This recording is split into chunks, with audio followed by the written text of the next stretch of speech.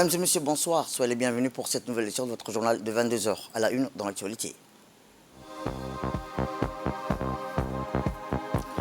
À la une dans l'actualité nationale, le chef de l'État, son Excellence Ismaël Merguena, a regagné le pays à l'issue de sa participation à l'Expo 2023 de Doha. Toujours dans l'actualité nationale, direction Addis Abeba, où un pas historique vers un développement transfrontalier inclusif s'est tenu à l'initiative de la Corne d'Afrique. Et enfin, dans l'actualité internationale, le Nobel de médecine décerné à 2 scientifiques pour le vaccin contre le Covid-19.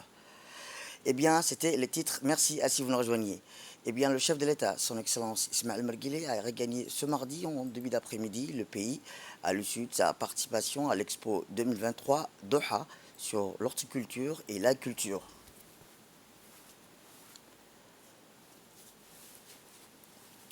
Forum d'échange sur les techniques de production et d'exploitation et d'accroissement des récoltes agricoles. L'Expo 2023 Doha aborde un filigrane aussi certains des défis les plus en vue à l'échelle internationale, dont la désertification et ses corollaires les plus symptomatiques que sont l'insécurité alimentaire et la défiance en termes d'eau. Événement riche symboliquement, la foire agricole 2023 Doha a réuni outre une dizaine de chefs d'État et de gouvernement, des délégations issues d'une centaine de pays, ainsi que des milliers d'autres participants composés des professionnels et des scientifiques, d'opérateurs économiques, travaillant tous dans le sillage de la culture, et pris la figure d'une plaidoirie nouvelle en faveur de l'instauration d'un processus contraignant qui engage l'ensemble des sociétés du monde en matière de protection d'environnement et de réduction de gaz à effet de serre. Autre actualité dans ce 22 heures, c'est aussi sous la présidence du Premier ministre et chef du gouvernement par intérim. Une réunion majeure s'est tenue aujourd'hui pour discuter de la prévention des futures intempéries et élaborer un plan de réponse. Cette réunion a réuni la majorité des membres du gouvernement, y compris le ministre de la Défense, le ministre de l'Intérieur, le ministre de l'Environnement, le ministre de l'Enseignement supérieur, le ministre de la Ville, le ministre des Affaires sociales, le ministre en charge de la décentralisation, ainsi que des représentants des forces de sécurité, le directeur général de l'EDD, le secrétaire exécutif de la gestion risques et catastrophes et le directeur général de l'agence météorologique, ainsi que toutes les structures impliquées dans cette mission. Eh bien, lors de la réunion, le ministre de l'Enseignement supérieur a présenté un rapport sur l'activité sismique des dernières 48 heures. Les données montrent que la crise sismique en cours reste d'actualité avec une légère diminution du nombre de tremblements de terre enregistrés par rapport à la journée précédente. Le ministre a souligné l'importance de continuer à surveiller de près cette situation, de maintenir la sensibilisation du public aux mesures de sécurité en cas de tremblement de terre dans les prévisions météorologiques des mois mi-octobre et novembre et annonce comme une période de forte précipitation au cours de la réunion. Un point crucial a été la mobilisation des moyens humains et matériels nécessaires pour faire face à la crise sismique en cours. Le gouvernement a souligné son engagement à mettre en place une réponse rapide et efficace en cas d'urgence. Des plans ont été élaborés pour coordonner les ressources humaines, y compris les équipes de secours et de sauvetage, ainsi que les forces de sécurité, afin de garantir une intervention rapide en cas de besoin. De plus, la question de la constitution de la gestion stock stratégique a été abordée pour assurer un approvisionnement continu en fournitures essentielles en cas de catastrophe. Les réserves de matériel médical, des denrées alimentaires, d'eau potable et d'autres ressources vitales ont été examinées et des mesures ont été prises pour garantir leur disponibilité immédiate en cas de besoin. Enfin, la réunion a mis l'accent sur l'importance du secours de première nécessité pour la population touchée par les intempéries ou les séismes. Des plans ont été élaborés pour fournir un soutien rapide aux personnes affectées, notamment un abri, des soins médicaux, de la nourriture et d'autres services essentiels. Le gouvernement reste déterminé à prendre toutes les mesures nécessaires pour garantir la sécurité et le bien-être de la population en ce temps des défis climatiques et naturels, en mobilisant efficacement les ressources humaines et matérielles, en gérant judicieusement les stocks stratégiques et en fournissant un secours de première nécessité à ceux qui en ont besoin. Et pour rappeler le bilan de l'activité sismique du 28 septembre jusqu'à aujourd'hui, à 6 h du matin, la crise sismique qui a débuté le 28 septembre à 4h22, heure locale dans le golfe de Tadjoura, près des îles Moucha, est toujours en cours. Le nombre de tremblements de terre enregistrés ont faiblement diminué par rapport à hier. L'Observatoire d'Arta a enregistré plus de 121 événements les dernières 24 heures. Les plus grands séismes enregistrés pour ces dernières 24 heures a eu lieu ce mardi à 8h14 avec une magnitude de 3,5 à l'échelle de Richter. Depuis le début de cette crise sismique, l'Observatoire géophysique d'Arta a enregistré plus de 1429 séismes. La majorité des séismes ont des magnitudes inférieures à 3. 25 séismes ont été ressentis depuis le début de cette crise de Djibouti et à Tadjoura. Les épicentres sont toujours localisés à l'extrémité sud-ouest de la fosse d'Obok. Les profondeurs des séismes localisés varient toujours entre 5 à 11 km. Direction Addis Abeba, où le ministre de l'économie et des finances, M. Ilyas Moussa Dawale, a participé à la 18e réunion ministérielle, l'initiative de la Corne d'Afrique, qui s'est tenue aujourd'hui en Éthiopie, sous la houlette du ministre des Finances de l'Éthiopie, M. Ahmed Shideh, avec toutes les ministres des Finances des pays membres. Pour la première fois, les représentants de la France et du Royaume-Uni ont été invités en tant qu'observateurs pour assister à la réunion. Par ailleurs, pour la première fois, des représentants du secteur privé ont été conviés pour chercher à promouvoir le rôle du secteur privé dans l'initiative de la Corne d'Afrique. L'objectif de cette 8e réunion, basée sur les discussions des réunions précédentes, est l'approfondissement des analyses au niveau national et régional, visant à échanger sur la façon de promouvoir un développement plus efficace autour des zones frontalières, d'identifier les opportunités pour un plus grand engagement du secteur privé, ainsi que de recevoir des mises à jour sur diverses questions relatives à l'initiative.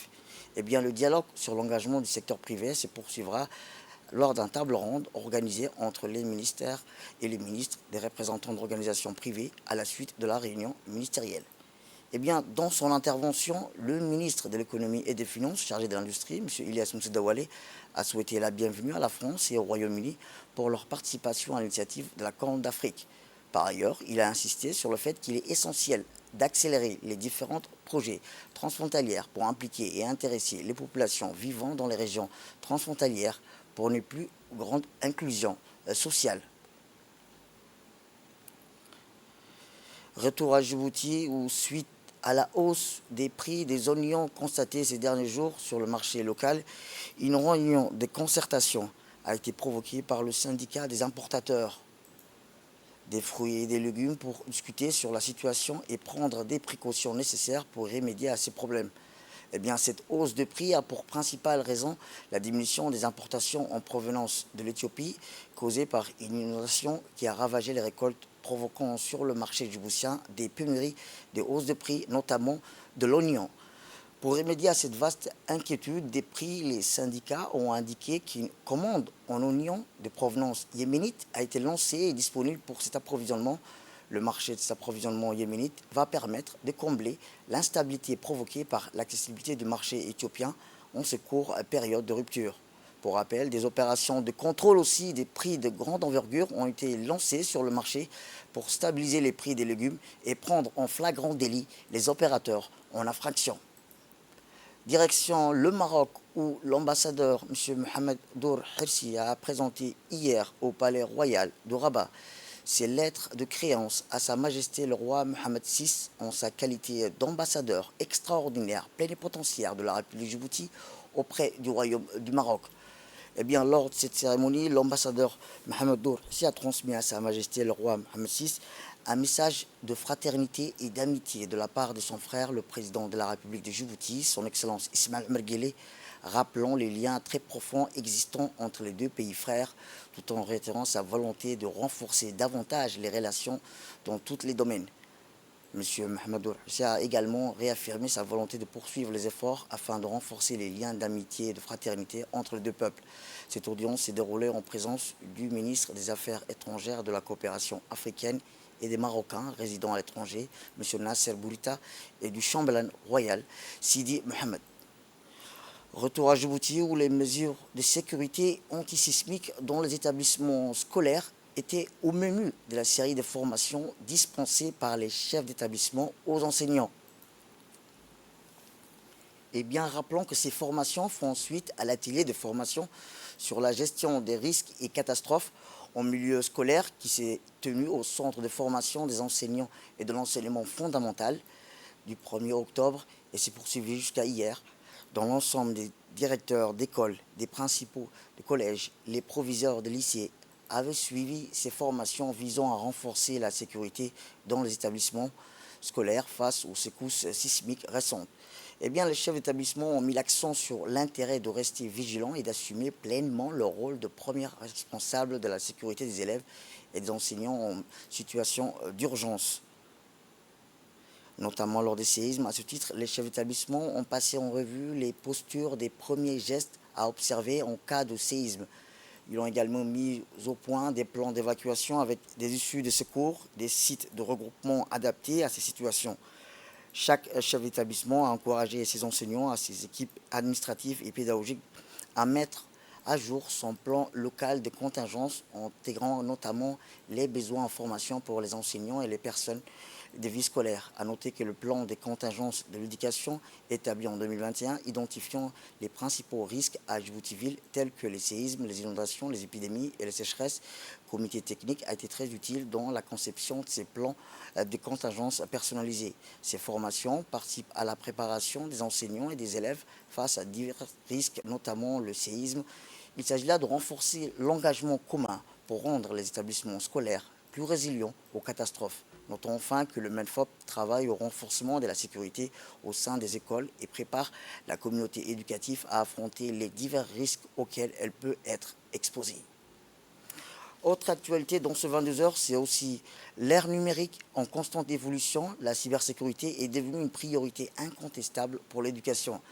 Tel était l'objectif de l'atelier de formation, étant de protéger les données scolaires, de sensibiliser les élèves aux enjeux de la sécurité en ligne et faisant préparer les éducateurs à faire face aux défis numériques qui ne peuvent être sous-estimés. Eh bien, rappelons que les défis liés à la sécurité en ligne évoluent constamment et les enseignants doivent être à la fois les gardiens de la connaissance et les guides de jeunes générations dans ce monde numérique en perpétuelle évolution.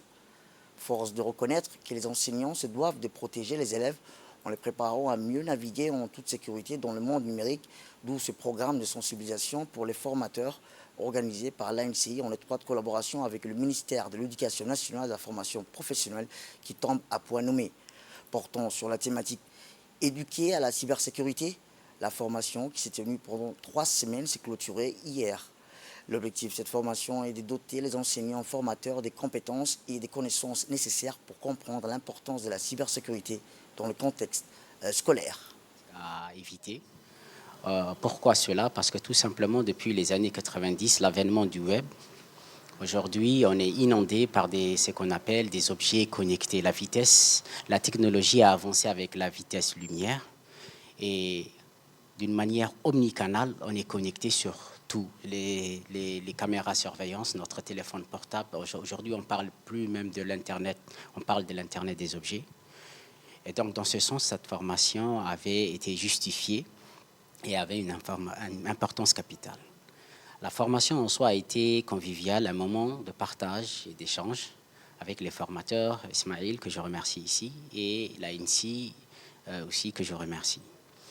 À l'avenir, les perspectives seront que les formateurs du centre prennent la relève et puissent, dans leur formation initiale et dans leur formation continue, insérer les pratiques saines et les pratiques à risque pour former ce qu'on appelle un citoyen numérique. Aujourd'hui, on parle de plus en plus d'un citoyen numérique. Et dans ce sens, je pense que le ministère va prendre les dispositions pour intégrer d'ailleurs dans tous les curriculums de manière transversale. Il y a déjà des disciplines comme le MCI ou comme pour la technologie qui sont déjà dans la révision curriculaire de 2019 ont été rajoutées au curricula djiboutien. Autre actualité dans ce 22 heures, c'est aussi l'ANPH, en étroite collaboration avec le PNUD, qui a procédé ce matin au Sheraton Hotel, un atelier de vulgarisation de la cartographie des métiers adaptés aux personnes handicapées.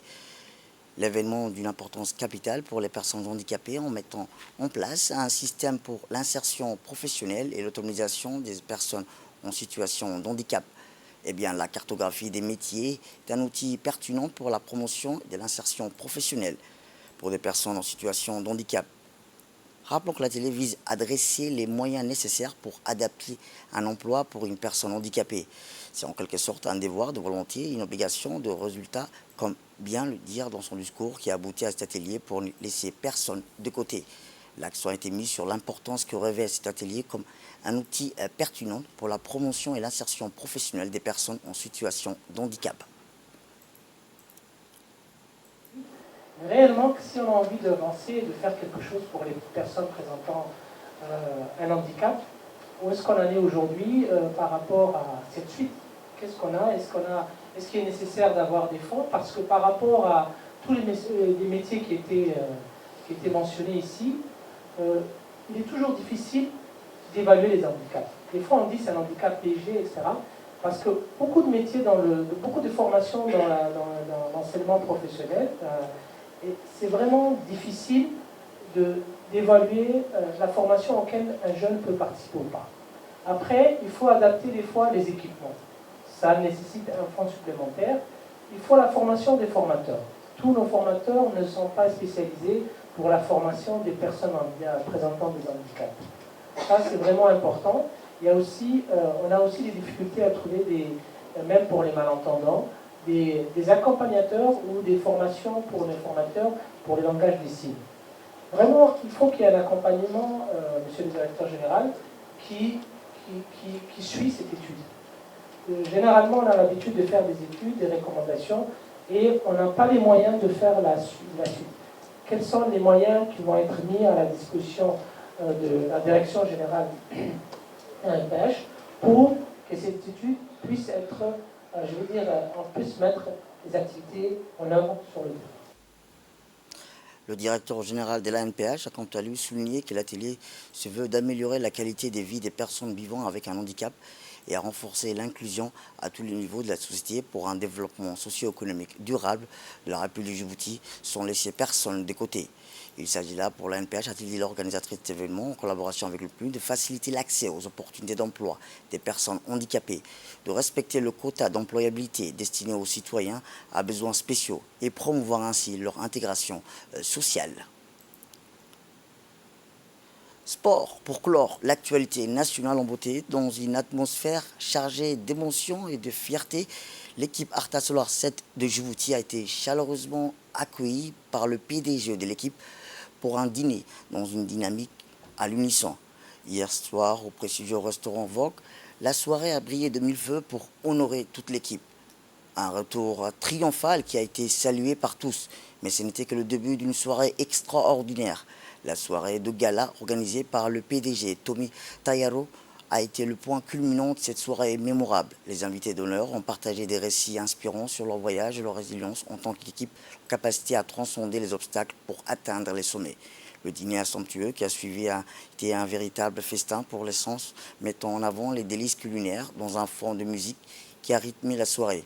C'est là bien plus qu'une simple célébration, elle a été un moment de communion, de solidarité, rappelant à tous que leurs rêves sont à portée de main lorsqu'on travaille ensemble pour le réaliser. Ce dîner de gala somptueux a été organisé pour rassembler les membres de l'équipe, renforcer la cohésion, célébrer le succès collectif. Les conversations animées ont résonné dans la salle, mélangeant joie, enthousiasme et la camaraderie. En effet, ce dîner de gala n'était pas seulement une célébration de succès passé, mais aussi un prélude aux défis à venir. L'atmosphère positive et l'énergie palpable de la soirée ont insufflé une nouvelle motivation à l'équipe, les préparant à relever les nouveaux défis avec confiance et détermination. Ce moment pour l'équipe d'Arta Solar 7 ne s'est pas limité à une simple soirée de célébration, il a revêtu une importance bien plus profonde, un moment pivot, pour ne pas dire un véritable catalyseur pour consolider l'unité et la cohésion au sein de l'équipe. Parce que peut-être qu'à un moment donné, on a été un peu nerveux, il y a ce stress-là qui est arrivé. Mais bon, c'est l'apprentissage. Et j'espère que ça doit être le niveau de Arta Solar, le niveau du football djiboutien. En 2025, il y aura la CAN en Afrique de l'Est. Et moi, j'aimerais voir Madi ou Douale ou Zidane ou Wassama, j'aimerais vous voir à la CAN. Parce que c'est possible. Franchement, j'ai été très heureux de faire partie de la famille de Arta Solar. Partout où je passe, voilà, on me voit comme un joueur de Arta Solar. Et donc, je suis très heureux de finir ma carrière en étant un joueur d'Arta Solar. Et dans un discours teinté d'optimisme et d'emprunt de gratitude, mais aussi de fierté, qu'a livré le PDG de l'équipe, M. Tomiya Tayaro. Il a rendu hommage à l'engagement et au travail acharné de l'équipe, soulignant leur détermination à repousser les limites pour atteindre l'excellence sportive. Écoutons-le. Ces mots,